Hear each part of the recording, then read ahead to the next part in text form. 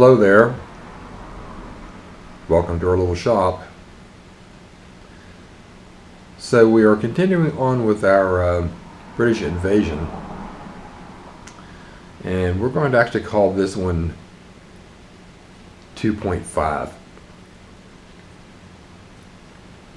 This is a bit of a rare beast. A little bit worse for wear. It's been used quite a bit, knocked around some, well loved.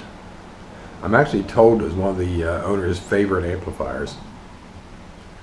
So anyway, for those of you who don't know what it is, this is a Park 75. Shame the logo is missing, but anyway, like I say, it's been beat around a little bit. But the Parks are one of my favorite little things because just the weirdness of them. So anyway, give you a look here what we got. It's a 1971 Park, so it's very similar to a metal face Marshall 50 watt, and it does have the tremolo.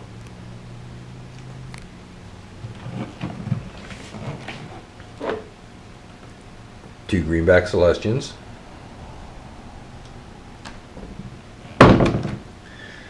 These amps were originally shipped with KT88 tubes, but this one has been probably tamed down a little bit with the set of the L34s. So I'm going to take my second round of dragging this amplifier around. Actually, I had to bring it in myself.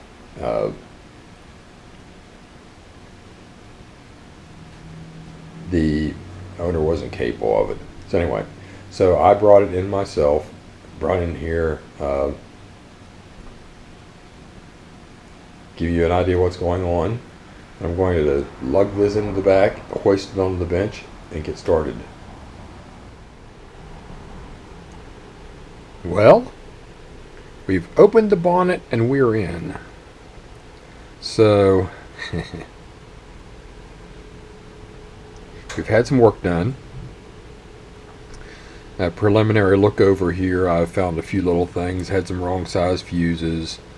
There's been a bit of work done. But let's go up here. You can see up here where it's a 75 watt trem. There's no schematic for this amp.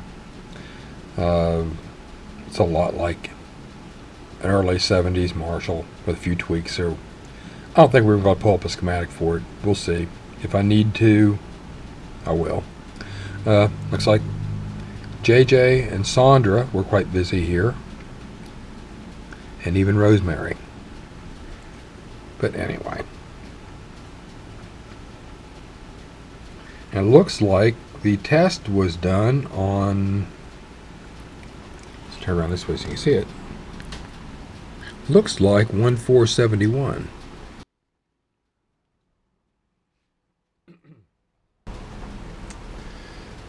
Love the tube holders. Yeah, that's ingenuity. The caps have been replaced back in 2010. We've got a few different tubes in here. I found out earlier that this one's probably at least going to end up being replaced. Like I say, I've done a few preliminary tests. I'm just catching you up here. So we've got all the original transformers. I have to make a phone call to somebody after a while to give them these transformer numbers for their records.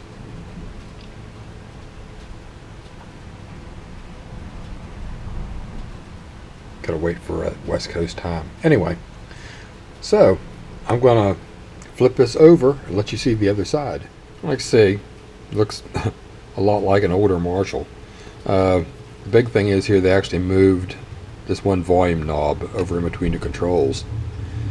Funny thing I see here, we have a half disconnected capacitor, and that is a 100 picofarad, which I would assume would probably be a bright cap. It's on the treble control. So, we've got the typical tone stack down here. while researching for a schematic for this amp, I kind of thought that I had some knowledge on Parks a little bit, but like I said, I never did find a schematic for this one. One of the regular forum guys had commented that it's pretty much the same as a late 60s, early 70s Marshall typically, except they'd put the volume control between the input jacks. And he actually commented that it didn't have the cathode follower tone stack driver. Well, this one does. Like I say, there's been some work going on in here. Somebody's worked on it some. Some is pretty poor. We're going to clean up some of it. Actually, the amp runs. It just needs to be tidied up a bit. Don't know what this is. So anyway, coming on down through here, they say they replaced most of the filter caps, but they left the bias caps, which are just as equally or more important than the filters. Not real fond of this arrangement. There's been some other stuff going on. There's a couple notes made where they've changed a couple of diodes here. This is our tremolo transistor. Like I say, it has a lot of the original stuff in it. Some of it's not been messed with too much. Some of it has.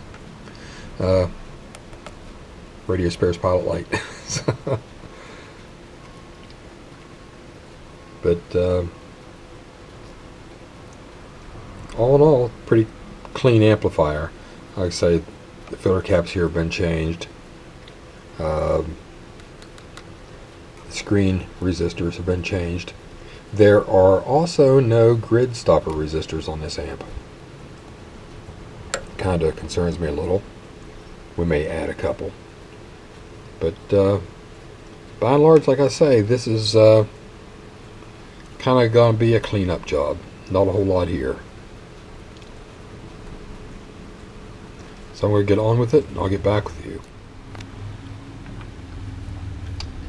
Well. I believe we're finished. We changed some caps. We changed this cap, which is your cathode bypass cap for the preamp. We changed bias caps. Remounted this in a more eloquent way. Changed the tremolo cap. Changed a few other things here. Cleaned up a few things. Cleaned the pots, cleaned the jacks, cleaned the tube sockets. Like I said, there wasn't a whole lot really here that had to be done. Just some cleanup work. And we let some go. There was no need to get too involved here. I did do a little bit of lead dressing here, even though it doesn't look like it. Hear a little bit of noise here in the front of this amp. We did move this capacitor to where it's supposed to be. This is actually supposed to be a bright cap here on this channel. I say it had been errantly at the factory put on over here and then disconnected halfway. And I know that's original because it still had the brown paint on up here. So anyway, like I said, we cleaned the tube sockets, cleaned the pots, did some other little touch-up things here. Checked the bias. I did add my grid resistors here for stabilization and dressed those where they should have been. There was an oscillation problem there. So, put the proper fuses in.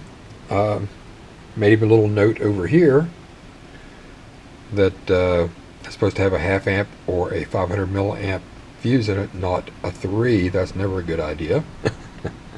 It had wrong size fuse in the front end up here too for the original AC fuse. I think it was actually 2 amps. No, it's supposed to be 2 amps. What was it? Hang on. Okay, we had 3 amp fuses everywhere.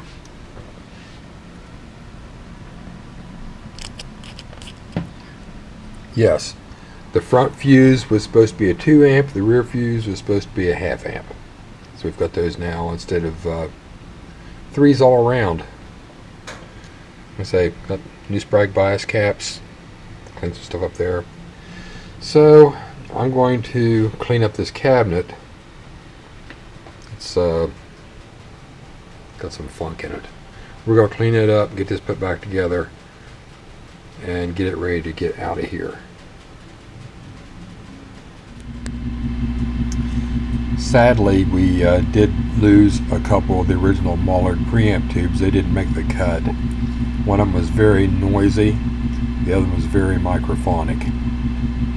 So unfortunately they had to be pulled.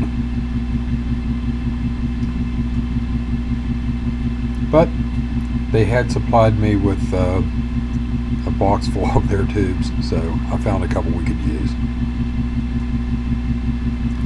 And the amplifier was completely missing tube covers. They were in a box too. So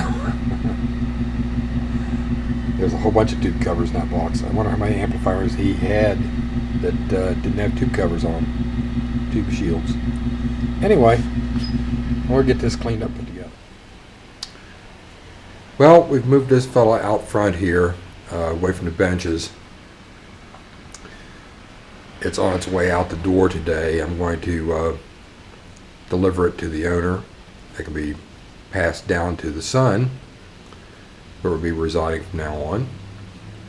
Anyway, after another mild skirmish here, after getting off the bench, we found out that we had a very intermittent phase inverter tube that induced a huge amount of hum on one side of the output, so that had to be changed. But we've got it out here now, and it's been running for quite some time.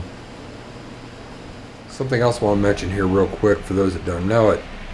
The Parks were actually another one of Jim Marshall's marketing ploys to circumvent some distribution problems he had.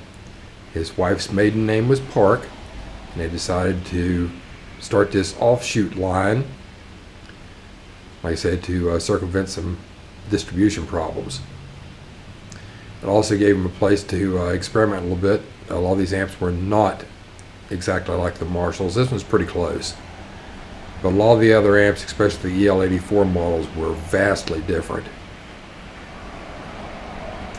But this one is pretty similar to a early metal face 50 watt. However, this one, again, like I say, was shipped with KT8s originally. This must have been a behemoth.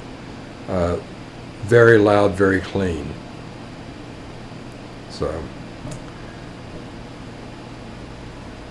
we'll give you an idea here how it works. I'm not going to get into a huge sound clip thing. There's a lot of traffic, a lot of noise around here. But I'm going to show you how it works. Okay, so let's fire this thing up here a little bit for you. First of all, we're in a tremolo channel. Not exactly a Fender.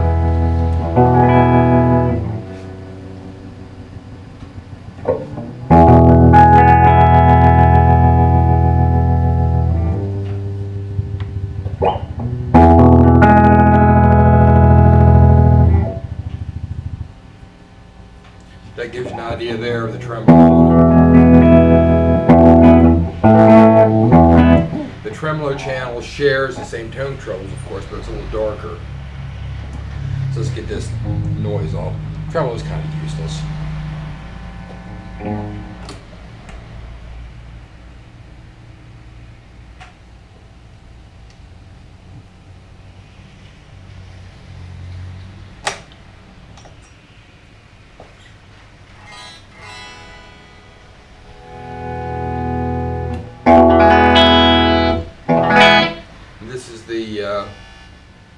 Bright channel and a slice and dice channel.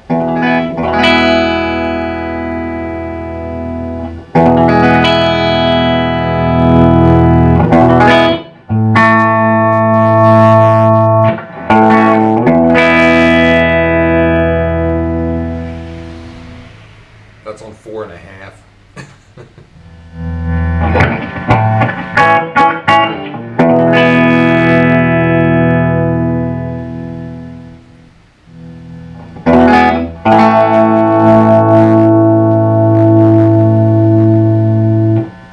Labeled the presence here brightness.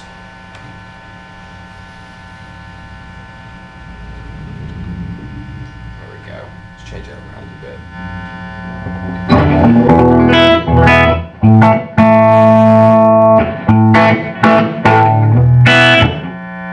I bet this thing was brutal with KT88s in it. It's pretty loud. So there we are, the 1970 Park, all packed up and ready to go home. Just thought I'd throw this in as another little bonus skirmish for you in this battle here at these British amps. So, it's a freebie for you. So till next time, play nice.